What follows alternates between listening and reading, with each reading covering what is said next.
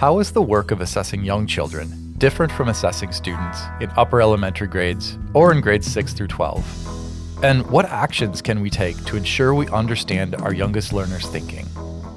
Today we're talking with Shelly Scheafer, Senior Manager of Content Development with the Math Learning Center, about the ways educators can understand and advance the mathematical thinking of our youngest learners. Welcome to the podcast, Shelly. Thank you so much for joining us today. Thank you, Mike, for having me. So I'd like to start with this question.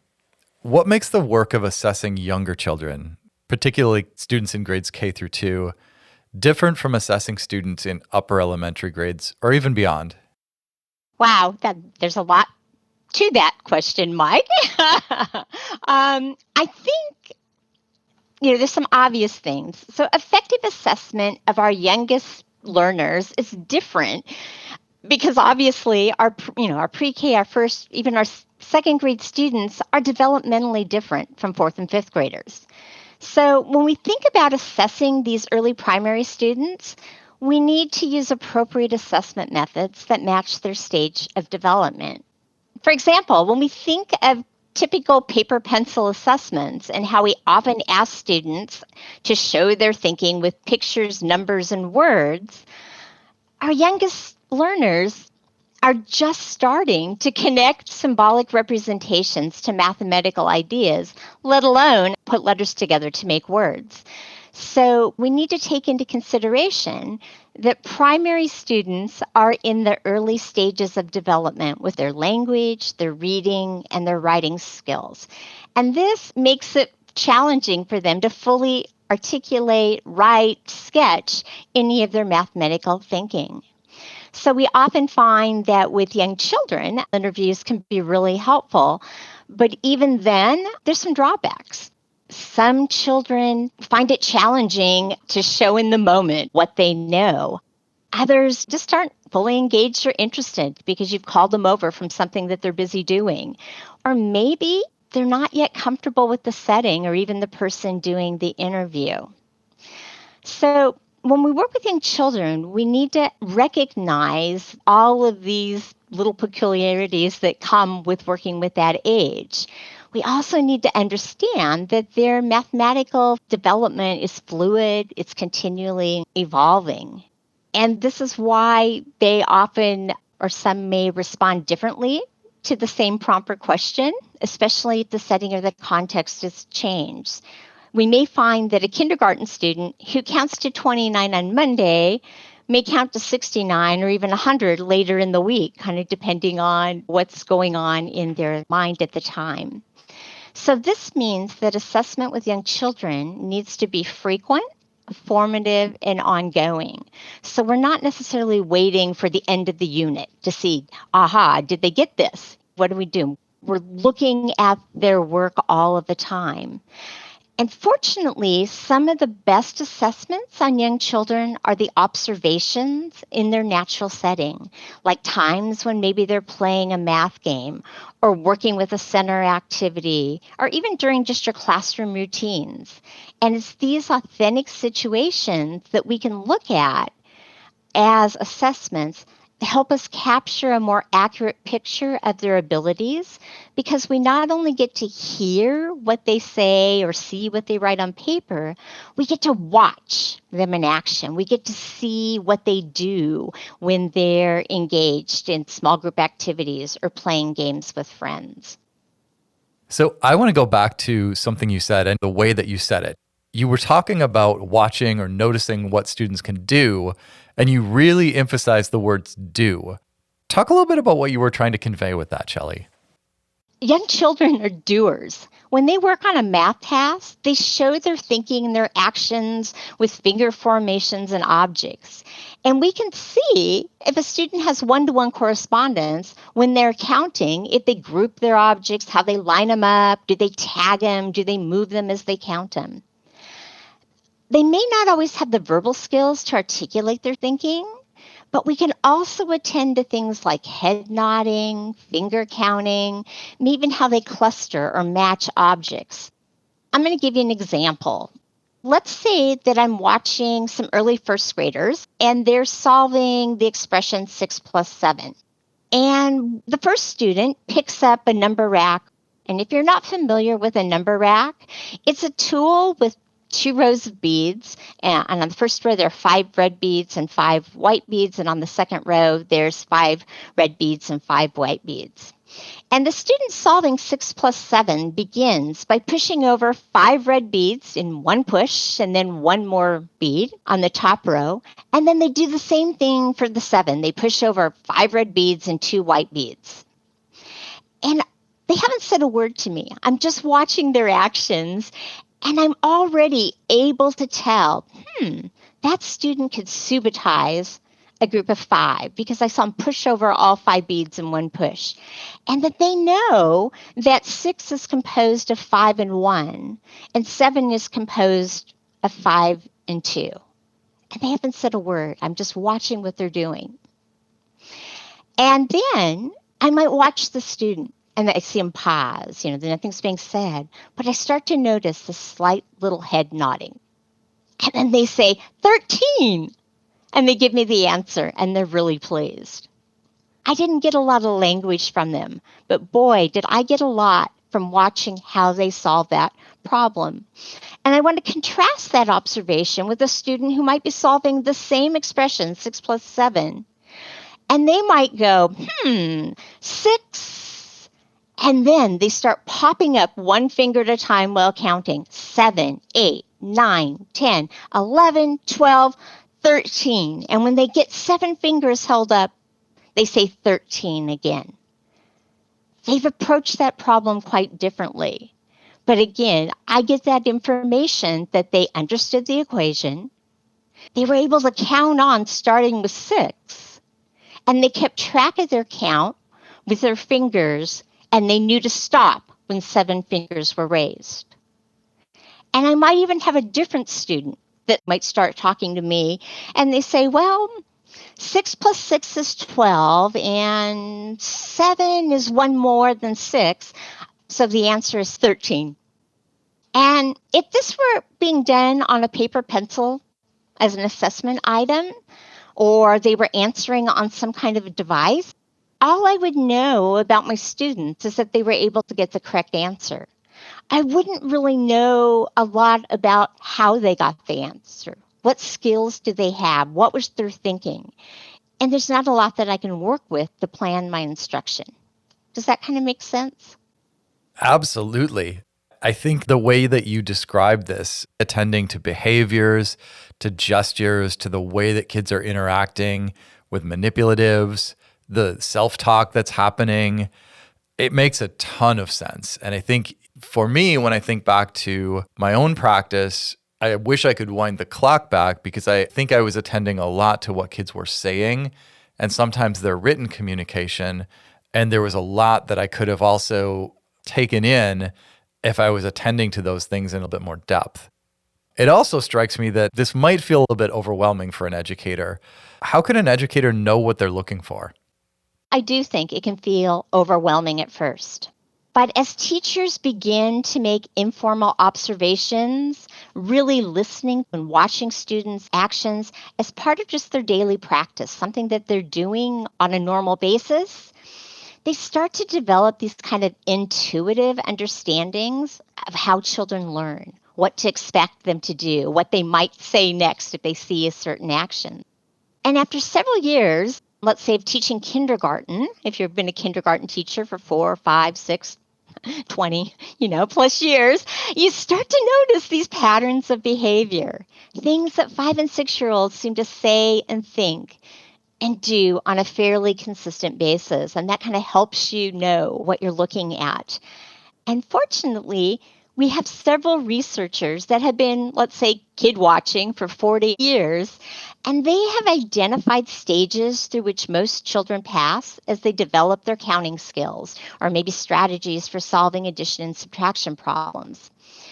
And these stages are laid out as progressions of thinking or actions that students exhibit as they develop understanding over periods of time.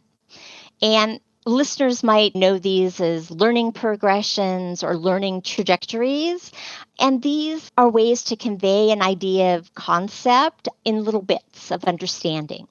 So when I was sharing the thinking and actions of 3 students solving 6 plus 7, listeners familiar with cognitively guided instruction, CGI, they might have recognized this sequence of strategies that children go through when they're solving addition and subtraction problems.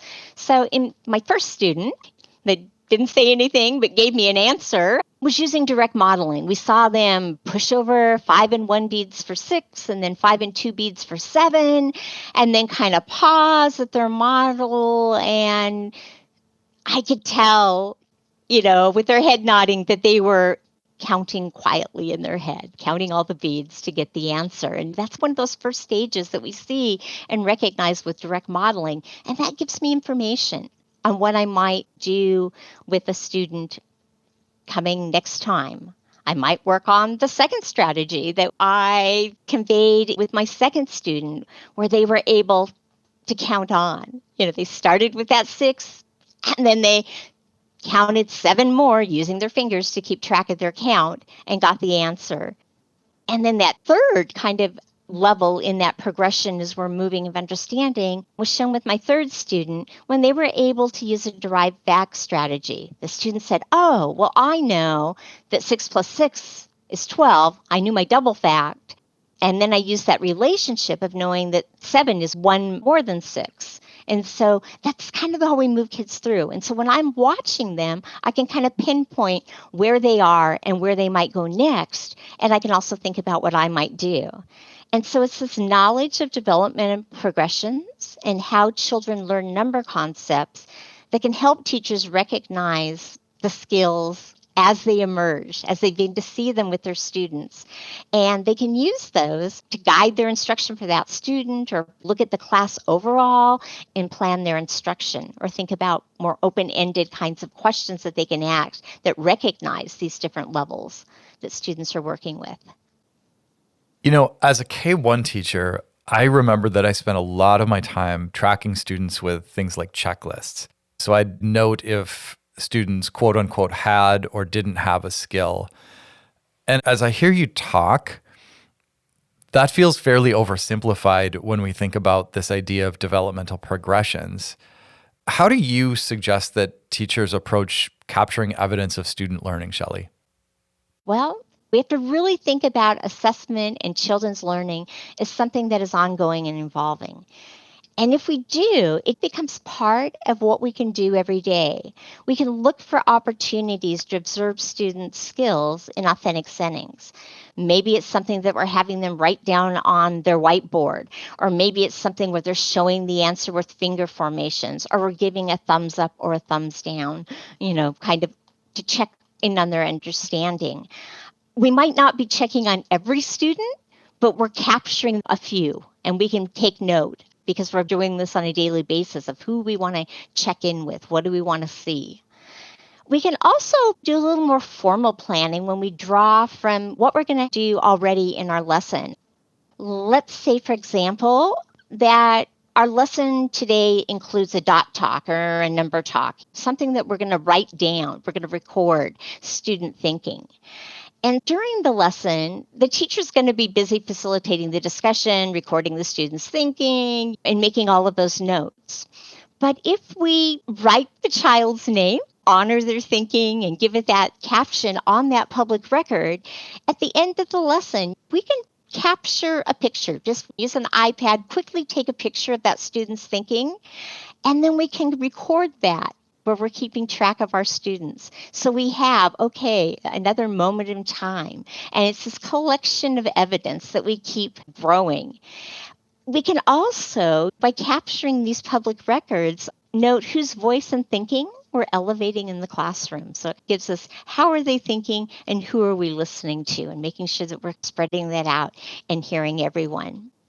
I think, Mike, you mentioned checklists that you use. I did. Yeah, and even checklists can play a role in observation and assessments when they have a focus and a way to capture students' thinking.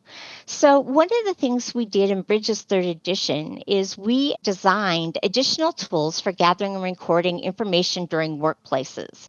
That's a routine where students are playing games and or engaged with partners doing some sort of a math activity.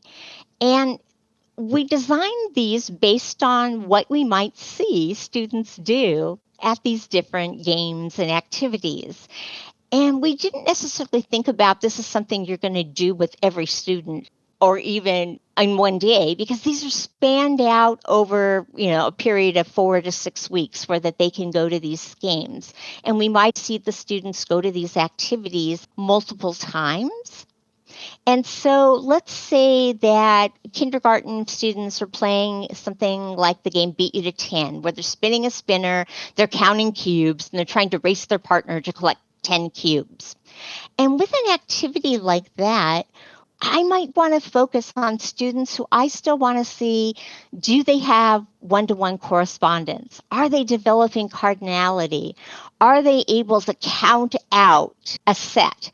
And those might be kinds of skills that you might have had typically on a checklist, right, Mike, for kindergarten? But I could use this activity to gather that note and make any comment. So just for those kids I'm looking at. Or maybe first graders are playing a game like Sort the Sum, where they're drawing 2 different dominoes and they're supposed to find how many they have in all. And so with a game like that, I might focus on what are their strategies? Are they counting all the dots? Are they counting on from one set of the dots on one side and then counting on the other? Are they starting with the greater number or the most dots? Or are they starting with the one always on the left? Or I might even see they might instantly recognize some of those. So I might know the skills that I want to look for with those games and be making notes, which kind of feels checklist-like, but I can target that time to do it on students I want that information by thinking ahead of time, what can I get by watching and observing these students at these games? I mean, as you know, young children love it. Older children love it. When the teacher goes over and wants to watch them play, or even better, wants to engage in the gameplay with them, but I can still use that as an assessment. That's helpful, Shelly, for a couple reasons. One of the things that you said was really powerful is thinking about not just the assessment tools that might be within your curriculum, but looking at the task itself that you're going to have students engage with, be it a game or a project or some kind of activity, and really thinking like, what can I get from this as a person who's trying to make sense of students' thinking? And I think my checklist suddenly feels really different when I've got a clear vision of like, what can I get from this task or this game that students are playing, and looking for evidence of that versus feeling like I was pulling kids over one-on-one, which I think I would still do because there's some depth that I might want to capture. But it changes the way that I think about what I might do and also what I might get out of a task. So that really resonates for me. The other thing that you made me think about is the extent to which I remember thinking is I need to make sure if a student has got it or not got it. And what you're making me think can really come out of this experience of observing students when they're working on a task or with a partner is that I can gather more evidence about the application of that idea. I can see the extent to which students are doing something like counting on in the context of a game or a task. And that adds to the evidence that I gather in a one-on-one interview with them. But it gives me a chance to see, is this way of thinking something that students are applying in different contexts, or did it just happen at that one particular moment in time when I was with them? So that really helps me think about how those 2 different ways of assessing students, be it one-on-one or observing them and seeing what's happening, kind of support one another. And I think you also made me think, it really hit on this idea that students, like I said, their learning is evolving over time, and it might change with the context so that they show us that they know something in one context with these numbers or this scenario, but they don't necessarily always see that it applies across the board. They don't make generalizations. That's something that we really have to work with students to develop. And they're also young children. Think about how quickly a 3-year-old and a 4-year-old change, the same 5 to 6, 6 to 7. I mean, they're evolving all the time. And so we want to get this information for them on a regular basis. A unit of instruction may be a month or more long, and a lot can happen in that time. So we want to make sure that we continue to check in with them and help them to develop if needed, or that we advance them. We nudge them along. We challenge them with maybe a question. Will that apply to every number? So a student discovers, when we add 1 to every number, it's like saying the next number. Well, so 6 and 1 more is 7, and 8 and 1 more is 9. And you can challenge them. Ooh, does that always work? What if the number was 22? What if it was 132? Would it always work? So, when you're checking in with kids, you have those opportunities to keep them thinking, to help them grow. I want to pick up on something that we haven't necessarily said aloud, but I'd like to explore it.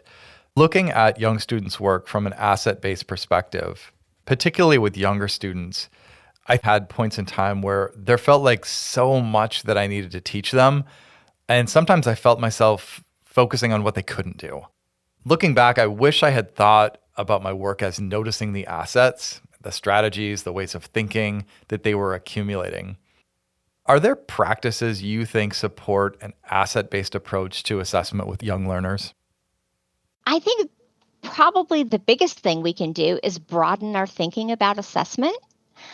The National Council of Teachers of Mathematics wrote in Catalyzing Change in Early Childhood and Elementary Mathematics that the primary purpose of assessment is to gather evidence of children's thinking, understanding, and reasoning to inform both instructional decisions and student and teaching learning. If we consider assessments and observations as tools to inform our instruction, we need to pay attention to the details of the child's thinking. And when we're paying attention to the details, what the child is bringing to the table, what they can do, that's where our focus goes. So the question becomes, what is the student understanding? What assets do they bring to the task? It's no longer can they do it or can they not do it? And when we're focusing on just what that student can do, and we have some understanding of learning progressions, how students learn, then we can place what they're doing kind of on that trajectory, in that progression, and that becomes knowledge. And with that knowledge, then we can help students move along the progression to develop more developed understanding. For example, again, if I go back to my 6 plus 7, and we notice that a student is direct modeling, they're counting out each of the sets and counting all, we can start to nudge them toward counting on. We might cover, if they're using that number rack, we might cover the first row and say, ooh, you just really showed me a good physical representation of 6 plus 7. And I noticed that you were counting the beads to see how many were there. I'm wondering if I cover this first row. How many beads am I covering? 6. I wonder, could you start your counting at 6? We can kind of work with what they know. And I can do that because I've focused on where they are in that progression and where that development is going. And I have a goal of where I want students to go to further their thinking. Not that being in any one place is right or wrong, or yes, they can do it, no, they can't. It's my understanding of what assets they bring that I can build on. Is that kind of what you're after?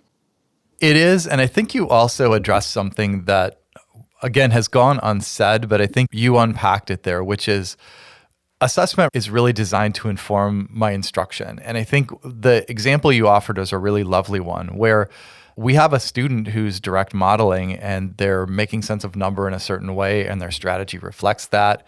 And that helps us think about the kinds of nudges we can offer that might shift that thinking or press them to make sense of numbers in a different way. That really the assessment it is a moment in time, but it also informs the way that you think about what you're going to do next to keep nudging that student's thinking. Exactly. And we have to know that if we have 20 students, they all have 20 little plans that they're on, 20 little pathways of their learning. And so we need to think about everybody, so we're going to ask questions that help them do them, and we're going to honor their thinking. So again, I'm going to go back to doing that dot talk with those students. And so I'm honoring all these different ways that students are finding the total number of dots.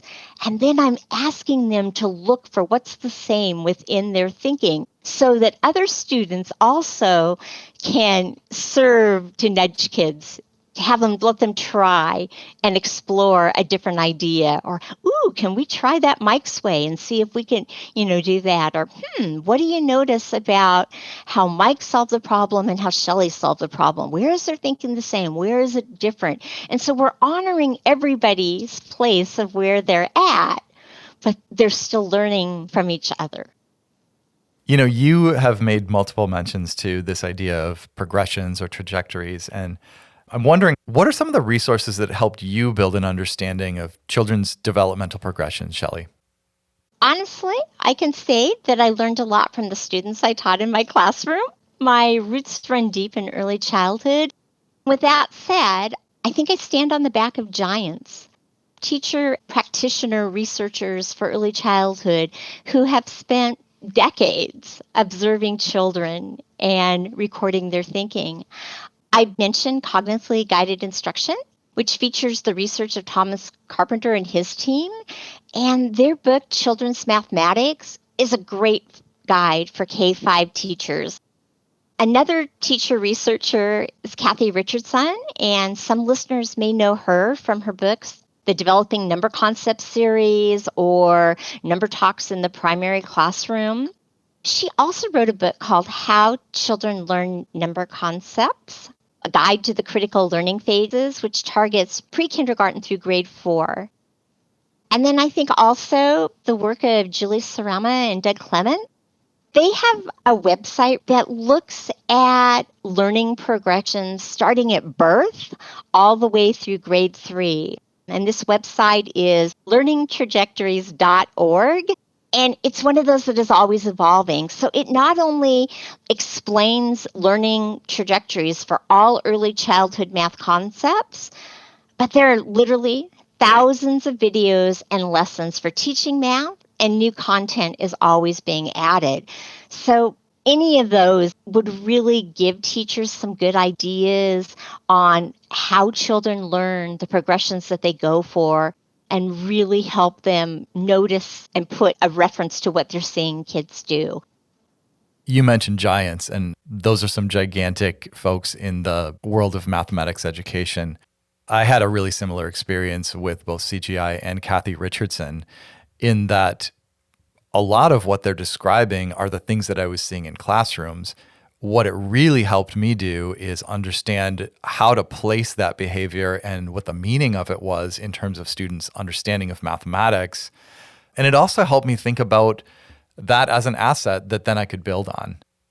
Are there resources you would invite our listeners to engage with if they want to continue learning?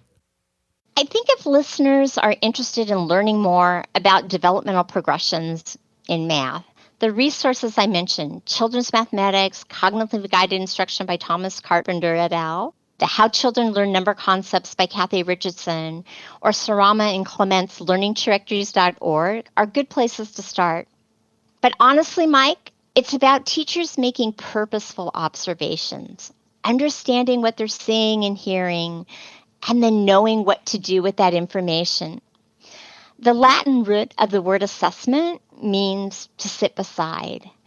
And I would like to invite our listeners to sit beside their students, listen, watch, question, take note. Because developing the capacity to observe children in action, listening to their thinking, and then acting upon what they see and hear takes practice, takes effort. And once teachers become fascinated with children sitting in front of us, we can become students of our students, as Alan Fisher would say. That's when teachers really see the benefits. They'll recognize that all their students have math abilities, and that these math abilities are specific and actionable, And when we nurture our students with what they know and what they need to know, they will grow. I think that's a great place to stop. Shelly Scheafer, thank you so much for joining us. Thank you so much, Mike, for having me. It's been a pleasure talking with you. This podcast is brought to you by the Math Learning Center and the Meyer Math Foundation, dedicated to inspiring and enabling all individuals to discover and develop their mathematical confidence and ability.